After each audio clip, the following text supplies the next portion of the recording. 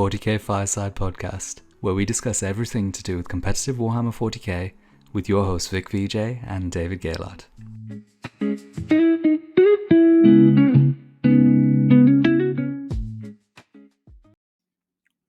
Alrighty, everyone. It's going to be a fantastic day today because, we had some things be released, and as not only a competitive Warhammer player, but also a content creator, I think everything's just kind of converging today for some reason. Okay, right. As you may have guessed from the thumbnail or the description, which will inevitably be something like Games Workshop have printed probably the most busted detachment maybe in a very long time. Very, very, very long time. It's going to be something like that. Okay, the background to this today, guys, is that Tabletop Titans released their video. I think it's only one day early, so I don't think it's a big deal. It didn't really change much because the detachment's going to be released anyway, which is the major problem that we have now run into. If you cannot be bothered listening to a 20-minute rant about how OP this is, then just take it from me. If you hate Necrons, you will be seeing them absolutely everywhere. They will be more popular than Bringers of Flame Sisters in a detachment which is most likely significantly stronger. They have got this detachment which, fuck it, let's just jump into it. We're going to jump into it, and then I think we might go to Wikipedia, look through where some of the stuff is the most busted. I have played Necrons for quite a while, got a big collection, and it's definitely something I've taken to a tournament a few times, and I really know the flaws to the detachment, and I really know what makes them not very good. All right. This is in context, I think, of the other detachments which have been printed, like Death Guard, Tyranids, Dark Angels, which I think are at a very significantly different power level to what's been printed today. I'm not really sure how the internal balance can get through to actual publication where there's such massive discrepancies between the detachments and how strong they are, but this is a little bit of a shocker, to be honest with you. Okay, let's look into it. It's called Starshatter Arsenal. Now, I'm assuming that's because Catan used to be like Star Eaters. Okay, sure.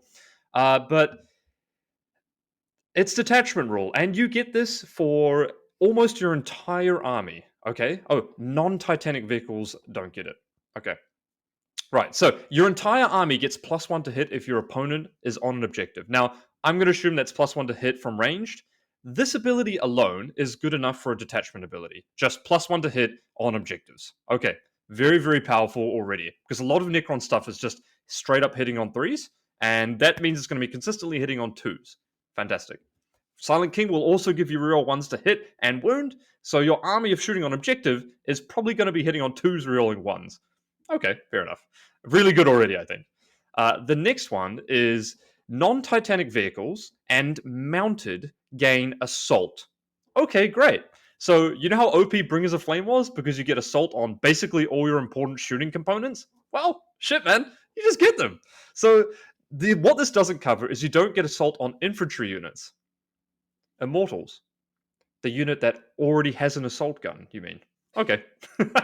So you don't get assault on the monolith, and you don't get assault on the Tesseract Vault. Okay. So you get assault on heavy destroyers, doomsday arcs, triax stalkers, any vehicle that remotely has a good profile, straight up assault on it. And you get +1 to hit. So you're going to drive your doomsday arc from rapid ingress, drive it, shoot your opponent on objective, probably hit on 2s rolling 1s, and then you like, what is your opponent going to counterplay that? Oh man, that is pretty spicy. So let's go. I'm just going to cut it mid now because I'm getting obviously quite excited about this. I'm going to click share a different screen. Share this tab instead. Let's go through and look at maybe some of the things that you could get assault with. So you don't get assault with oh god, I just want to double check before I say this. You get assault on non-Titanic vehicles and mounted. Yeah, so you don't get assault on Catan. Okay, that's fine. We can deal with that. Okay, let's look it up. Catacomb Command Barge. A pretty decent assault platform. It's not amazing, but at the same time, it's actually really cheap right now, and I could see you maybe wanting to play this. Chronomancer, Hexmark Destroyers, Illumina Ceres is not mounted, so he doesn't get assault. That's fine. Locust Lord is mounted. Okay, so anything the Locust Lord joins, which is also mounted, Locust Destroyers and Heavy Destroyers, all getting assault weapons and +1 to hit. That means that the Locust Destroyers will probably hit on 2s rolling 1s naturally if they're by themselves. Okay, let's get to the juice here. Silent King. is a vehicle and is not Titanic. Great. That means you get assault on him. So his minis can move like 14 inches and then you can shoot someone. Flat 6. Sick. Okay. Let's get through. Man, the Necrons have a lot of characters. Okay, Immortals, like I said, already have assault weapons, which is the best Tesla carbine to take. Nice. They get assault. Ghost Stark. Fuck it. That also gets assault. Okay, let's get to. Okay, cool. Now we're getting to some somewhat decent stuff. Right. What you'll notice about the Necron vehicles is that typically they actually are relatively durable for their points cost. Like even an Annihilation Barge, toughness 8, 9 wounds, 4 up invuln, and the 4 up invuln is the key thing here. Every single Necron vehicle more or less has a 4 up invuln, so they're actually pretty hard to destroy. Okay, well, this is going to be hitting on, if you're shooting an objective, going to be hitting on 2s, 105 point unit with OC3, moves 10, can obviously advance and shoot. Pretty good. Doomstalker, 145. He's been a bit more expensive, mainly because obviously Canoptic Court. But even a Doomstalker is not terrible, but there are obviously going to be much better options than that. Even advance and shoot on a Doomstalker is pretty good. You know, toughness 8, 12 wounds, 4 up invuln. Like, damn, that's super tanky. You know, you could assault someone with your reanimator, sure. I think I haven't read all of the things, but I think there's a reason to play the reanimator later on. One spoiler that I saw. Okay, let's keep going down. Okay, Doomscythe gets assault. It's already an aircraft, doesn't really matter. Let's get to the big stuff. Okay, Locust Destroyers. Now, these guys aren't incredible, but if you're shooting something that's on an objective, you will be getting obviously full rerolls already, so not super relevant. But the main thing that these guys didn't have was the mobility. So being able to just suddenly advance and shoot these guys is pretty big. They also could get tagged, and that would completely shut them off. So there's two things to get away around those big things, as we're going to get into. So advance and shoot on these guys, incredible. Advance and shoot on Locust Heavy Destroyers, absolutely incredible. If your opponent's on an objective as well, you're going to be hitting on 2s, rerolling 1s with Silent King with a flat 6 damage weapon. Sick. Okay, Monolith doesn't get assault, but the Monolith still gets +1 to hit if you're on an objective. I mean, granted, you can't pick it up and put it down. It's probably not going to get played in this detachment. Night Scythe is the same. Finian Destroyers. Okay, let's get down to business. Where are the good stuff? Okay, Tomb Blades are mounted, so Tomb Blades also get assault. Fantastic, because they move, shoot, move with OC2. Really good. Triac Praetorians, Triac Stalker. Cool. Now, this is a classic OC4, 3 up, 4 up, toughness 8, moves 8 for 110 points. You strap that with a Scout 8 and Assault, means you've got a great skirmishing piece that you can basically, like, I would maybe play the Heat Ray, because you got like a Flamer if you get stuck in combat, and you've got a Melter 4 gun where you want to be into combat or on an objective where you're going to be hitting on 2s. Really, really good. I mean, this stuff here is so cheap. If you think guard stuff is cheap, wait till you start seeing this stuff everywhere. Guard stuff is cheap, and when you start seeing this stuff with advance and shoot on it, you're going to be like, holy crap, this stuff is so annoying. Acanthrites don't get it. Tomb Sentinel doesn't get it. Okay, there's one other thing. Oh, where's the Doomsday Arc? Doomsday Arc. Is that the vehicle? Oh, I could have just scrolled over here and clicked vehicle. Of course. Doomsday Arc is going to be the big one here as well for 190. Playing it from Strategic Reserve and then rapid ingressing it is going to be really, really big. Consistently hitting on 2s is going to be insane. Advance and shoot on a model that already moves 10 is really, really good as well. These guys are going to be really, really hard to destroy. The reality is, though, is that if you look at the other data sheets, if you just look at Triac, Stalker, Annihilation Barge, even the Catagon Command Barge, for whatever it's worth, like, these things are so cheap, have such good OC and are hard to kill, that, man, it's going to be really hard to hold objectives against this army. This is going to play very similar to Guard, but the fact that you can advance and shoot just gives them so much more threat range. Okay, so if you're not sold on that, let's go back to the spoilers. If you're not sold on that, it gets better.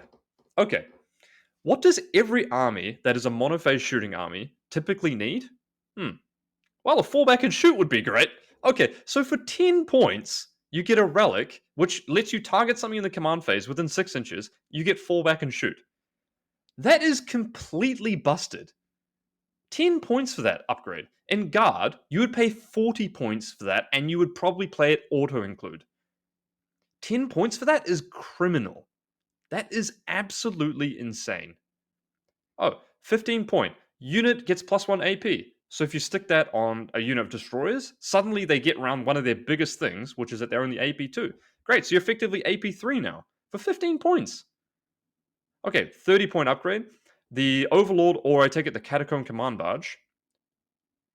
Wait, what the 30 point upgrade for the Catacomb Command Barge. Non-Titanic vehicles get reroll ones to hit and wound. What the Oh my god. Okay, I haven't actually read all these, but so this is my genuine reaction. That is absolutely bonkers strong. What? You can have an Overlord, which is, by the way, a tiny model that you can never shoot, to give your whole army real ones to hit and wound, or you can put that on Catacomb Command Barge, which is already super well priced and is already competitive anyway. Oh my word, that is that's actually insane.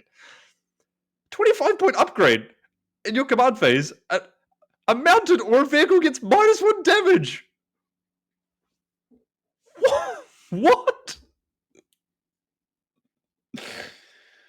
Oh my god. You can stick -1 damage on a unit of heavy destroyers. Or a unit of destroyers. Which turns them basically. I'm not going to say it turns them into Bulgaren, but it's like shooting fallback, advance, and shoot, reroll ones to hit and wound Bulgaren. That ignore cover. What the Oh my god. That's insane. Okay. These are some of the best. I would say this enhancement here for 10 points is maybe the best enhancement ever printed in the game. Fallback shoot within 6 for 10 points is insane. You can put that on a Royal Warden. So, by the way, a Royal Warden costs 40 points. 40 points for a Royal Warden. So, for a 50 point model, you get a model which has a relevant battle shock ability, has a decent gun, and then targeted fallback and shoot on something. Just let that sink in. Let that sink in relative to what other armies would want to pay for that premium ability, and then just question your life. That's insane. I haven't even gotten to the strats yet. Their enhancements are so good that they would be stratagems that you would use every single turn. That's crazy. Jesus, that's crazy. Okay, strats. They're all 1 CP. Great, that's a good start, because you can play Imitate the Stormlord, so you can spam all these. You get additional CP every turn. Okay, 1 CP. Non-Titanic, so a vehicle gets non-Titanic unit, +1 to wound versus a unit on objective. That's absolutely fantastic, especially if you want to play destroyers that are going to be critting and basically a strength 5. I'm going to double check now. Oh man, this detachment is so OP, man. Strength 5. Strength 5 is +1 to wound, AP2 damage to ignore cover. Sick. With -1 damage. And you can fall back and shoot charge next turn. Fall back and shoot, not charge. Wow. Maybe it'd be 20 points if you fall back and charge. Okay, next stratagem. 1 CP, mounted a -1 to wound, non-Titanic vehicle. Oh my word, man. This is crazy. The stratagems here hit non-Titanic or vehicle or mounted is bonkers, because you can build your entire army around playing good quality non-Titanic vehicles and mounted. So basically these strats work on every single good unit possible. Whereas like the Tyranid one, for example, worked on warriors, which are kind of crap, as I found out. This is, -1 to wound, transhuman basically on destroyers or a vehicle. Once again, with a 4-up invuln is very, very, very good. Yeah, okay. 1 CP, auto advance 6. Sick. So 1 CP, miracle dice 6. Basically, bring us a flame. The one thing in the army that you had to kind of play around was the fact that you had a variable amount of distance you could advance and shoot. Don't worry about that. Just print 1 CP, auto advance 6. So your destroyers can move 14 inches and shoot someone. What? Okay. Oh my god. They're getting better and better. Non-Titanic vehicle mounted, walk through walls in your movement phase. What? That's so busted. So your Locust destroyers. The one thing that makes your mounted units bad are that they have to go around roads. So what we'll do is we'll make them infantry. Oh my god. Oh Jesus. I feel like someone's made this is gonna be a troll, man. But this is from an actual content creator, Tabletop Titans, that released this. Oh my word. End of the fight phase, reanimate for non-Titanic unit on an objective you control. Oh, great. So the Reanimator, which was the whole reason you played Awakened Dynasty, right? The entire reason you played Awakened Dynasty was that you could use the Reanimate strat mid-game, not just in your command phase. Oh, fantastic. Oh, you can just reanimate your vehicles 2d3. Oh my word. That's very, very powerful as well. I mean, that's, believe it or not, the reanimate end of fight phase on a non-Titanic unit. So you can even do that on destroyers. That's one of the worst stratagems in this suite. And that is very, very, very good. That's an S-class stratagem right there. Oh, fuck it. Why not just print a reactive move as well? 1 CP. Non-Titanic unit that is just shot. Wait. That was just shot. Okay. I just wanted to double check before I read this. Non-Titanic unit that was just shot. Reactive D6 or flat 6 for non flat 6. So flat 6 for your army. Phantasm after you get shot. What? What? Oh man, I'm sorry guys. It's hard to take this a bit more seriously because wow. Okay. So, we're going to make a shooting army. This is Games Workshop headquarters. Well, okay, so we want to make a shooting army because we haven't got enough of those in the game. So, one of the things that keeps shooting armies in check and balanced is that, you can map out where they're going to move. So you can try and play around their movement a bit. Yeah, okay. Okay, well, that's kind of annoying when your opponent can hide from your shooting. So why don't we make it everything just gets assault? Okay, yeah, well, okay, that's pretty strong. Oh, but your shooting can be a little bit unreliable sometimes, especially when you're trying to kill people on objectives. Why don't we just give them +1 to hit on top of that as well? Okay. Wow, okay. I don't know, man. That's pretty good already. Are you sure you want to do that? Like, yeah, well, sometimes you miss and then they hold the objective and then, whatever. Okay, all right. Oh, okay, man. I can go with it so far. And then they're like, well, what's annoying when you have +1 to hit is those ones. Sometimes they miss. So, okay, let's print an aura. Leontis level aura, by the way. Leontis level aura, Silent King aura, which is 400 and something points. One of the best auras in the game. Why don't we just give them like reroll ones to hit and wound? Now I'm realizing this is non-Titanic vehicles, so doesn't affect destroyers. Big fucking deal. Let's just give them real ones to hit and wound, just to make sure that when you shoot something, it's even more consistent. What about ignore cover? Well, you get cover everywhere in 10th edition, so we need to ignore cover as well. Okay. Well, one of the things that those melee armies really, their only way to win is when they can tag you up and you can't shoot into combat, so they can lock you in combat. So you can't shoot your whole army every turn. Well, to get around that, let's print a 10-point enhancement that you can fall back and shoot. Okay. And then, the armies, really, the vehicles are not durable enough as it is. So -1 damage would be really good there, I think, as well. Just so you can put that Doomsday Arc. Just so when you advance your Doomsday Arc 16 inches, you want to make sure it's gonna live. Because -1 damage with a 4-up invan, 3-up save, and I think Doomsday Arc's like 14 wounds or something stupid like that, right? I think they're 14. Maybe they're 12. I think they're actually 12. 14 wounds. Sick. So you want to make sure that when you've got that 16-inch moving platform that basically hits on 2s or only 1s if they're on objective, you got to make sure that lives the next turn. And when it does live, you got to make sure it's within 6 inches, which is not difficult because it's like fucking 8 inches long, this thing. No, it's like 12 inches long, this thing. Well, okay, that's pretty good. Well, and just so they're more dead, so just so you can hit on 2s or only 1s, you also want to hit on wound on 2s rolling ones for +1 to wound. Yeah, okay, fair enough. Well, transhuman, so you can transhuman and -1 damage your vehicle just to make sure they can't kill it. And auto advance 6 like we talked about. And you know what's annoying with those vehicles, those Necron vehicles, with the new fly rule? Well, you kind of want to move through walls, so you get the Crusher Stampede strat, which is the only reason you play Crusher Stampede.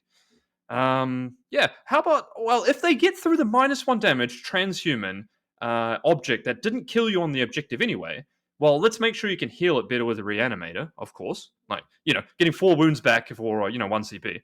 On average is pretty good. But, just in case all of that doesn't happen and they line up all the shooting against you, just make it so you can move 6 inches away. Ladies and gentlemen, if you don't think this is anything but abysmally cracked, I don't know what to tell you. I'm genuinely I'm genuinely shocked that they managed to print something like this. This is I don't know. It's obviously the most broken thing potentially ever. I mean, this seems like the most broken suite of stratagems ever printed in ninth. I mean, Phantasm was good. Trust me, Phantasm was the most broken stratagem. Don't get me wrong, but reactive after you move is pretty bloody good on that too.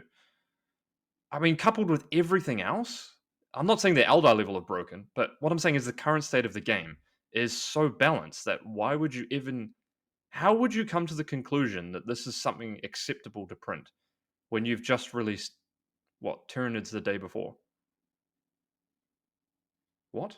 If you thought Ironstorm was good with the auras of move back, fall back, and shoot, mate, this is better than the Ironstorm detachment. Much better than the Ironstorm detachment. If you think guard is busted, and guard is quote unquote busted. It's the best army in the game, sure. Whether you split that between that Ultramarines or GSC or Admech, whatever, right? This is significantly higher levels of busted on data sheets that have been cheap for a long time because they haven't been appropriately costed to take advantage of these stratagems. If the Necron Codex, if the Necron data sheets stay the same points as they are, I don't know what to tell you. This army needs to be pointed at like a 300 point discount. Like this playing 1700 points of this is going to be insane. Maybe not insane, but playing it needs to have like 300 points put on all of the units across the board. Like because playing the current points with this is going to be, I mean, it's a joke. Yeah, you have good OC, durability, move and shoot. I mean, okay. Someone point out in the comments what this detachment does not have, and I'll give you a bar of chocolate. Okay, guys. Thank you for Tabletop Titans. That's made my day. I'm going to go play a game with this now and get my Necron stuff out of the cupboard. It's going to be fun painting some Necron vehicles. There we go.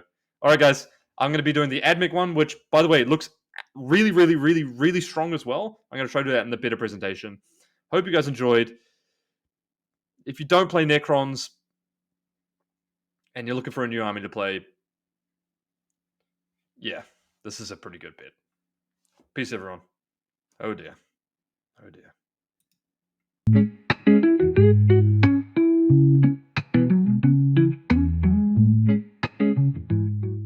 Thank you for listening to the 40k Fireside. Make sure to leave a like, subscribe, drop us a comment, check out the YouTube members area, and we look forward to seeing you again next time by the Fireside.